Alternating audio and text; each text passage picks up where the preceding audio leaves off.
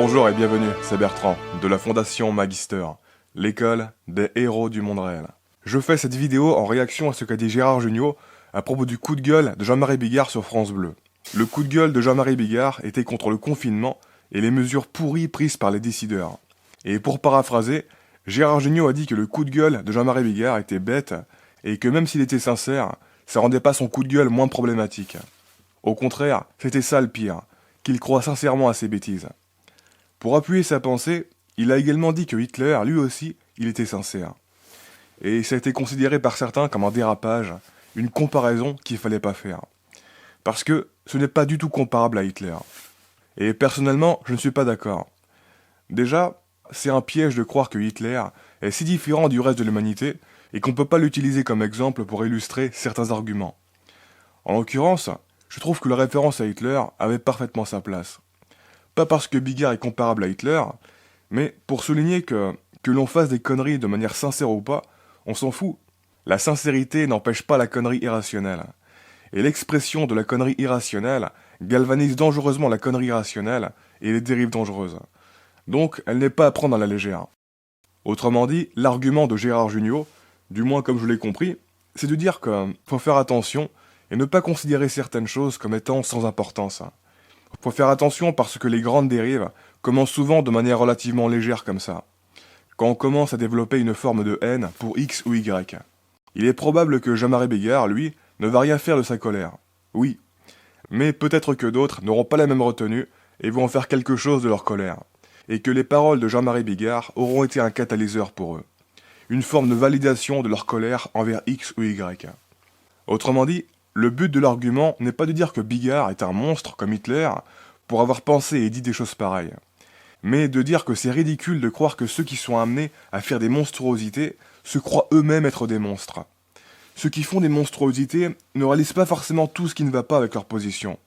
Ils sont sincères, c'est-à-dire complètement aveuglés par leur biais, ce qui leur donne la perception que leur position idéologique est justifiée. Jean-Marie Bigard, il ne comprend pas que l'on puisse lui en vouloir d'être en colère, car sa colère et sa haine contre les décideurs lui semblent profondément justifiées. Il se sent en mission pour rétablir la bonne parole et rendre le monde meilleur. Pour dire tout haut ce que tout le monde pense tout bas. Mais devinez quoi, Hitler devait avoir un sentiment très similaire. Il devait ressentir que sa haine était profondément justifiée, et qu'il était en mission pour rendre le monde meilleur. Tous les révoltés de ce monde ont probablement le même sentiment en fait. Et je suis d'accord avec Gérard Jugnot quand il dit que c'est ça le pire. Cette dangereuse sincérité. Et quand je vois certaines réactions sur internet, je me dis que Jean-Marie Bigard n'est pas le seul à ne pas avoir compris ce que voulait dire Gérard Jugnot. Les réactions de gens qui parlent de collabos, de gens qui se disent qu'après la libération, on n'oubliera pas ces personnes comme Gérard Jugnot qui ont été complices et on les fera payer. Est-ce que ces gens sont des monstres pour penser et dire ça? Non, ce sont des idiots qui sont pris dans un délire de croisade. Ils utilisent l'histoire, mais manifestement, ils n'ont pas compris les leçons de l'histoire. Le truc qui est effrayant à propos de Hitler et des nazis, ce n'est pas que c'était des monstres ou des démons. Non, justement, ce qui est effrayant, c'est que c'était des êtres humains normaux, pris dans un délire de croisade qui est parti beaucoup trop loin. Hitler et les nazis, on n'a jamais pu les percevoir directement. On n'a jamais pu percevoir le monde à travers leur subjectivité et leurs biais. Tout ce qu'on a, c'est une histoire imaginaire du passé, construite avec d'autres biais. Dans cette histoire imaginaire, Hitler et les nazis sont grosso modo des démons, des monstres qui méritent toute la haine qu'on leur porte, comme si c'était une espèce spéciale à part des êtres humains, qui sont nés avec le gène du mal en eux. Mais la vérité c'est que si on avait réellement vécu à travers leur subjectivité, à travers leurs biais à eux, les choses nous seraient apparues bien différemment. Il y a probablement un tas de mauvaises tournures qui les a poussés à s'engager dans la dynamique dans laquelle ils sont engouffrés, et à les considérer comme étant justifiés. Et malgré ce qu'ils étaient devenus, il y avait probablement toujours un tas de contextes dans leur vie où ils exprimaient encore de l'humanité. Ce n'étaient pas juste des monstres unidimensionnels, même si c'est plus facile rétrospectivement de les voir comme tels pour juger ce qu'ils ont fait. La haine de Jean-Marie Bigard envers l'image qu'il a des élites, et la haine de Hitler envers l'image qu'il avait des juifs, oui, on peut dire qu'elle est différente. Mais, à un moment donné, il faut pas non plus se voiler la face. De la haine, c'est de la haine. Et y a pas grand chose de bon qui peut en découler. particulièrement quand elle est soutenue par une vision simpliste de la réalité. Si on demandait à l'époque à Hitler, lui aussi dirait probablement que sa haine n'est pas comparable avec de la haine sans fondement. Parce que sa haine à lui, elle est justifiée. Il était aveuglé par sa subjectivité. Et dans le coup de gueule de Jean-Marie Bigard, il y a aussi trop de signes de l'aveuglement. Il n'y a aucune nuance, aucune retenue, aucune forme de doute. Et rien que pour ça, il mérite les critiques qu'il se prend.